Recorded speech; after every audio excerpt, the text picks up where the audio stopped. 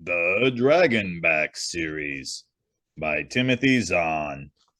Book 3, Dragon and Slave. Chapter 27. As Jack had expected, the Brumgas took him in through the kitchen door. Also as expected, the kitchen was bustling with slaves performing breakfast. Not quite as expected, though, the Brumgas did not take him directly to Gazin. Instead, they turned him over to Heaterreef. I have been told to make you presentable, The Wistwalk informed Jack coolly. Breakfast has been prepared for you as well. Do you wish food or a cleaning first? I think I'll go with the cleaning, Jack said, watching as the Brumgas stomped their way out through the kitchens, the slaves scattering out of their path as they went. That's okay. I know the way to the bathroom. He started toward the stairs to the slave quarters, but Heaterreef stepped into his path. I have been ordered to keep you in the kitchen until you are called for, The Wistwalk said. There is a cleaning facility over there. The cleaning facility turned out to be a slightly oversized sink with a spray nozzle. Standing beside it, Jack cleaned himself up as best he could, trying to keep out of the way of the hurrying slaves. After the common shower rooms at the Wynyard's Edge training camp and the even more open showers back in the slave colony, he knew he should be used to this by now. But he wasn't. Here, especially, it felt like he was taking a bath in the middle of a city park. Though again, the rest of the slaves seemed to have developed the knack of turning off their eyes to such things. No one even seemed to notice his full-size dragon tattoo, or if they did, they didn't mention it to him. Heaterreef had left a pile of clean clothes by the sink. Not a clown outfit, this time, or even the artificially cheerful household slave uniform. These were normal, everyday street clothes. That all by itself was ominous, especially coming off of a night in the frying pan. Had Gazin decided to take Jack up on his offer to do some burglary for him? Or was this a subtle signal that Jack had already been sold? He was nearly dressed when the outer kitchen door was again flung open. He looked over and saw a half-dozen Wistwaki slaves stagger inside, with two Brumgas in the rear herding them along. His first thought was that the whole lot of them were drunk. His second thought was that they were so utterly fatigued that they were asleep on their feet. It was only as the first one nearly tripped and turned halfway around that he spotted the bright red lines crisscrossing his back. The bright red of fresh blood. Jack caught his breath, his eyes darting to each of them in turn. All six of them had been savagely whipped. Heaterreef was just passing by. Heaterreef, Jack hissed, grabbing the other's arm and jerking his head toward the bleeding Wistwaki. What happened? Heaterreef looked toward the others, his alien face unreadable. They are slaves, he said. They stole from the slaves' food locker. Jack felt something catch in his throat. Oh, no. You're sure it was them? The Brumgas are sure, Heaterreef said. That's all that matters. But, Jack broke off, suppose they're wrong. And what if they are? What do you mean, what if? Jack retorted. They'd have beaten them for nothing. Heaterreef turned his eyes onto Jack. And what if they did? Jack stared up at him. Don't you even care? He demanded. The Wistwalk looked away. They are slaves, he said very quietly. I am a slave. Come, your food is ready. Numbly, Jack followed, not even bothering to fasten his shirt all the way up. He felt sick to his stomach, sicker than he'd felt about anything that had happened since he had arrived in this place. Sicker even than he'd felt watching two innocent bystanders get shot back on the Vargan colony right after he'd first met Dracos. Because this one was his fault. 100% his fault. He was the one responsible for that stolen food, not them. That whipping should have been his, not theirs. In the old days, Uncle Virgil would have had a good laugh over seeing someone else get nailed for a job he and Jack had pulled off.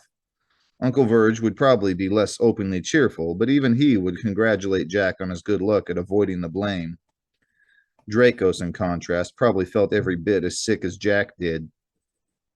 The worst part was that there was nothing in the universe he could do to fix it. Even if he jumped up on the table right now and announced his guilt to the Brumgas, it wouldn't make any difference. The slaves would still be bleeding, the skin of their backs still torn. For almost 3 months now, Uncle Verge had been warning Jack against Dracos and his Kada warrior ethic.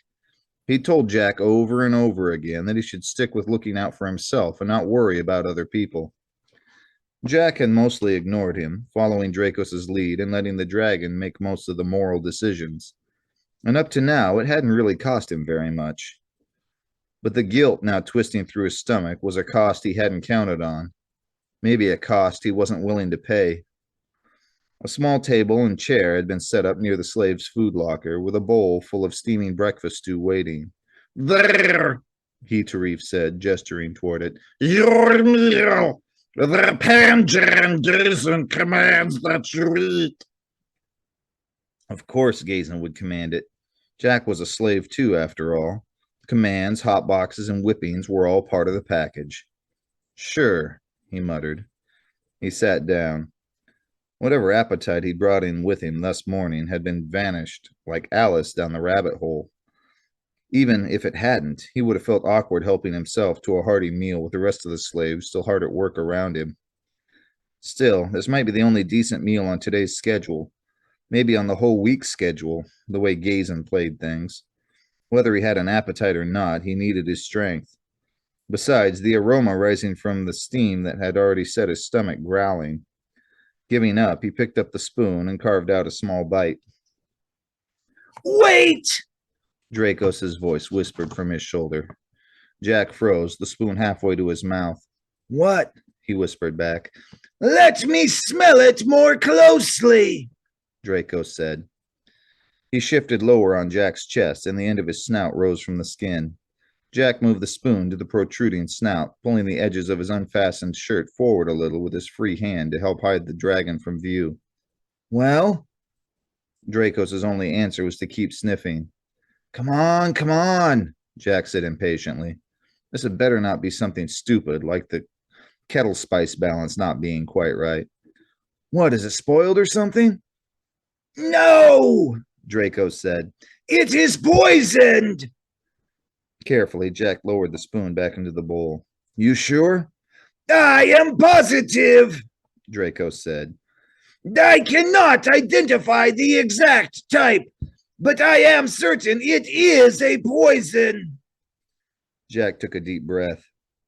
So that was how Gazin planned to do it. A squatter poison, he said. Bet you aces to deuces it's a squatter poison. I do not know that term. It's a type of poison that gets into a person's system and then just sort of sits there, Jack explained bitterly. Sometimes for years. They're mostly used for big animal control, like that touring show with the reconstructed dinosaurs.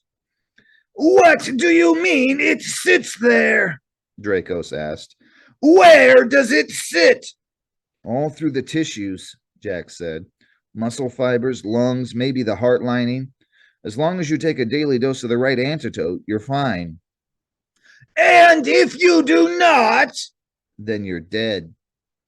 For a moment, Dracos was silent. That is how Gazin plans to keep you under the control of your new buyer, he said. But can you not find your own supply of the antidote? Sure, Jack said. Problem is, I don't know which squatter poison it is. The wrong antidote could kill me all by itself. What then do we do? We start by going hungry, Jack said, picking up the glass of water beside the bowl and holding it close to his chest. Take a sniff. Anything here? Again, the snout rose an inch out from his skin. No, Draco said after a couple of sniffs. It is clear water. Okay, Jack said, taking a sip. It tasted a little funny, but that was probably his imagination. I just hope there wasn't anything in those pancake things Lisa gave us. There was not, Dracos assured him. I would have smelled it. I hope so, Jack said, taking another sip of the water. It still tasted funny. The buyer will have to be told the proper poison and antidote, Dracos went on thoughtfully. Perhaps we can overhear that information, or else learn it from him later on. That's the second time you've mentioned a buyer, Jack said. You know something I don't? We are expecting you to be sold, are we not? Dracos reminded him. These precautions would indicate that time is near. And of course, there are also those military transports to consider. A sip of water tried to go down the wrong way. Transports? Jack demanded when he stopped coughing. Where? On the west end of the grounds, Draco said, sounding surprised. Near the vehicle parking area, between the mansion and the main gate. Did you not see them as we were being brought to the kitchen? I missed it completely, Jack muttered, feeling thoroughly disgusted with himself. How many were there? At least 5, Draco said. Possibly more. I was only able to see glimpses of them between the bushes and trees. That explains the nice clothes anyway, Jack said, reaching down and fastening his shirt the rest of the way up. Looks like Gazen's got a demonstration planned for this morning. But Uncle Verge said the auction would not be for 3 more days, Draco objected. Maybe Gazen got bored, Jack said. Or maybe all the interested buyers were able to get here early. He grimaced. In which case, he might end today's demo by calling for bids. What is our plan, then? Jack hissed between his teeth, trying to think. Okay, step 1 is to somehow shake ourselves loose long enough to get back to the conference room where we stashed the recorder. Assuming we were lucky enough to get a clear view of Gazen's startup sequence, the next step is to get into his office and copy the Chakuk family mercenary data. And then? We run like rabbits, Jack said, draining the rest of the water glass. I haven't quite got that part figured out yet. Heaterreef reappeared at the edge of Jack's vision. What is this? He snapped. You are not eating. You were ordered to eat. I'm not hungry, Jack told him. I guess the sight of shredded Wistwaki spoiled my appetite. Heaterreef's ears twitched. I see, he said in a more subdued voice. I'm sorry. I'm sorry too, Jack said. How sorry, Heaterreef would never know. Or maybe he did. Yes, Heaterreef said in a voice that seemed all too knowing. It's time. Come with me.